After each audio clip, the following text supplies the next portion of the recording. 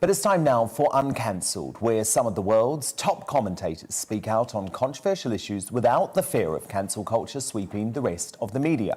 And tonight we're joined by Andy Ngo from the US, who recently published the best-selling book Unmasked: Inside Antifa's Radical Plan to Destroy Democracy.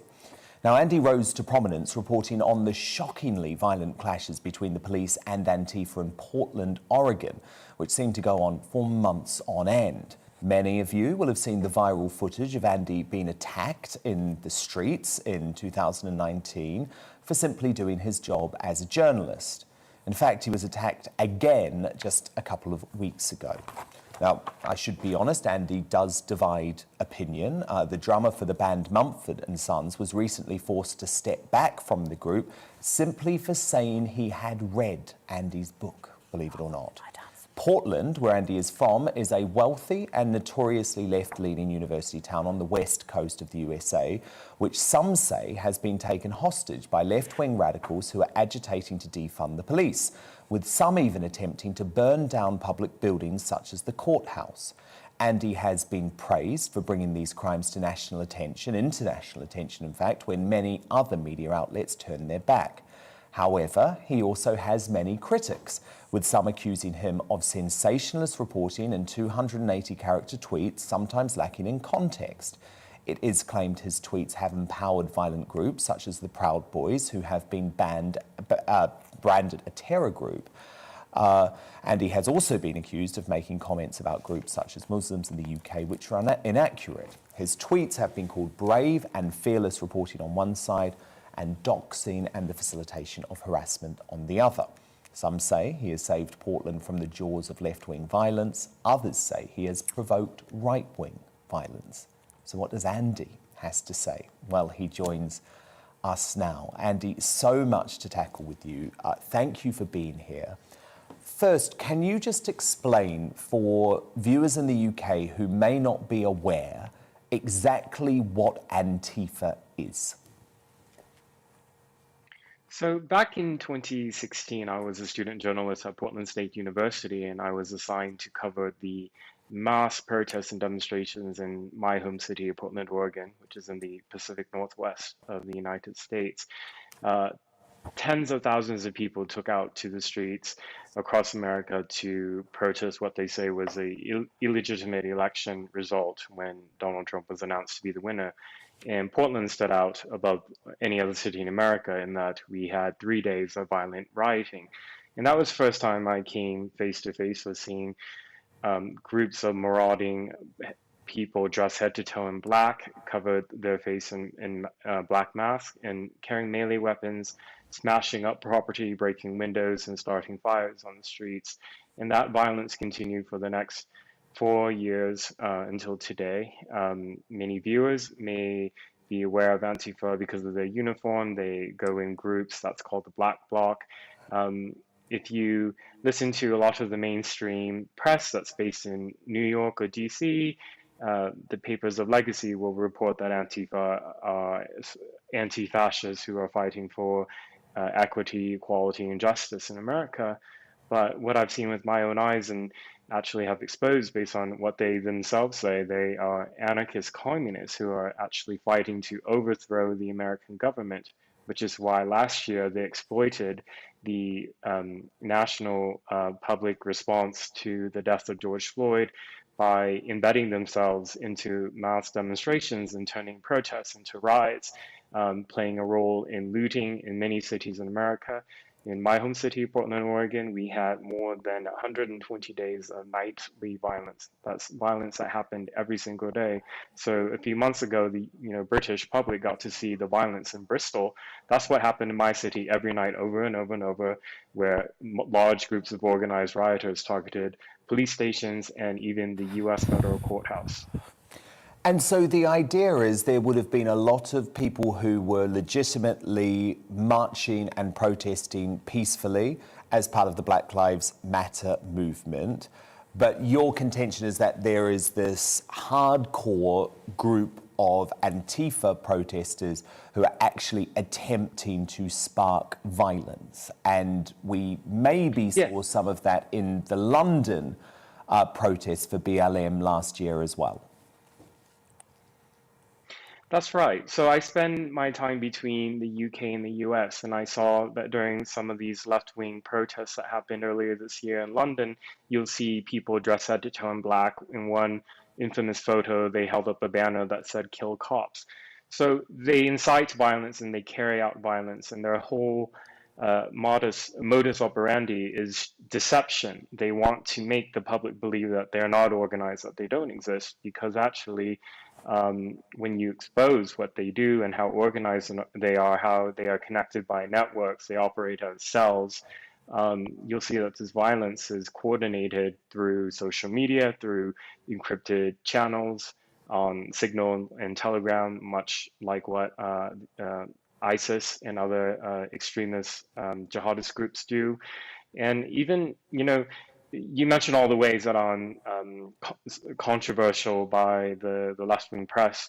You don't have to take my word on what I say about Antifa. You can just dive into Antifa's own statements themselves. You can go on their accounts. They have the Rose City Antifa, which is the Portland Antifa cell. There are the London anti-fascists, and you can see this ideology has nothing to do with racial justice as they want you to believe. That's just PR and branding.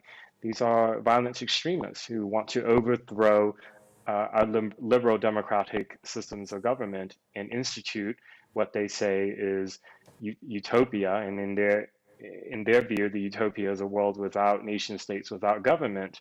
And actually, in the US last year, they got to carry out that vision when they took over 6 blocks of city property in Seattle, Washington, which is 3 hours north of Portland.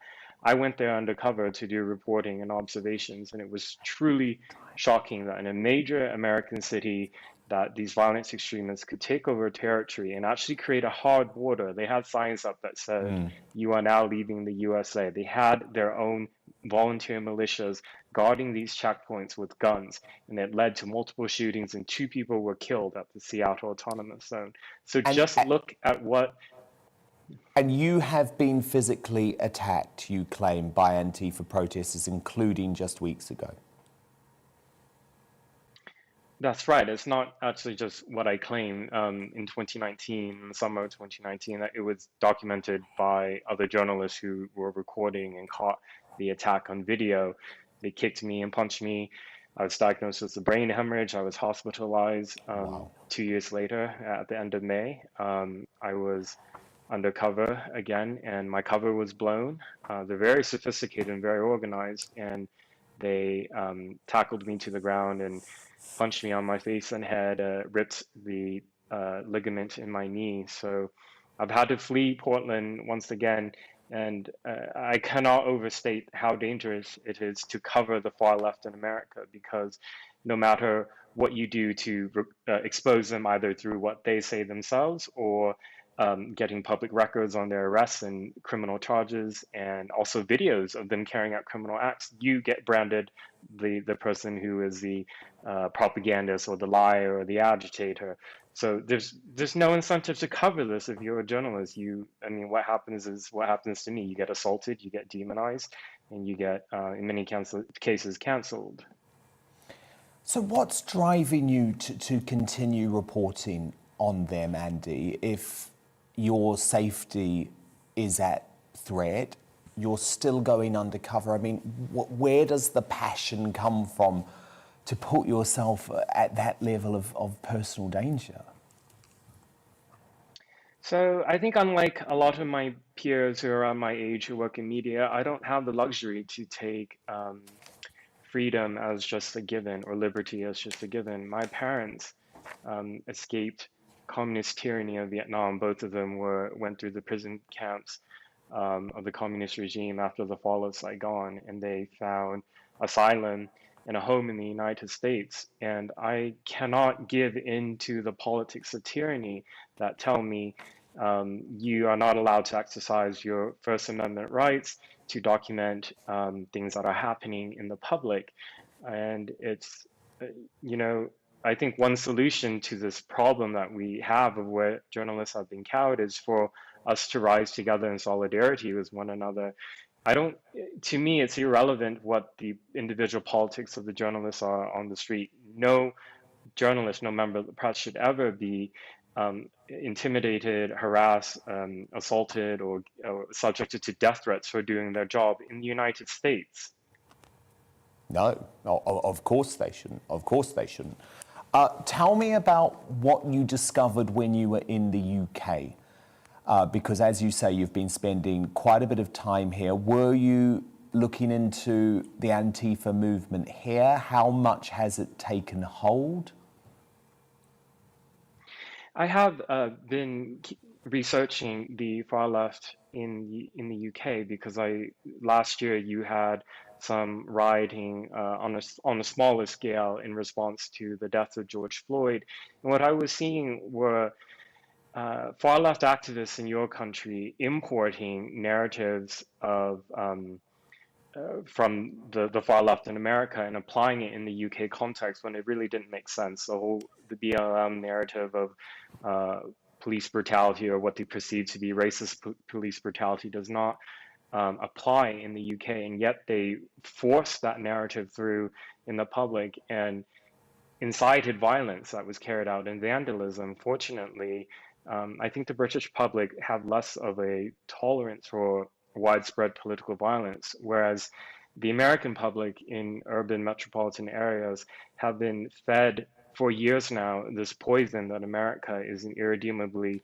wicked country that should not exist because from its foundation, like as stated in the 1619 Project, America was founded on racism and slavery, that it must be destroyed and abolished. And our institutions of education through kindergarten through high school are teaching this poison through critical race theory to the minds of the next generation of adults. Those in my generation who went to university were already subjected to that. So it's been really mainstream. So I'm trying to hopefully raise awareness to the British public that your country is not immune to what's been happening in my country. And when I was on the ground in Bristol after the rioting earlier this year, I was seeing these far left groups, whether they identified as communists or as anarchists, passing out really extremist literature that's really on par with what you would see from jihadist groups about how to essentially overthrow the UK government. So I hope people just become aware of what's actually happening on the street. They may call it racial justice, peaceful protest. It's not. And how do you respond to the criticism that you've had, Andy, this accusation that you have publicly exposed some members of Antifa that could put their safety at risk in the same way that your safety has been put at risk?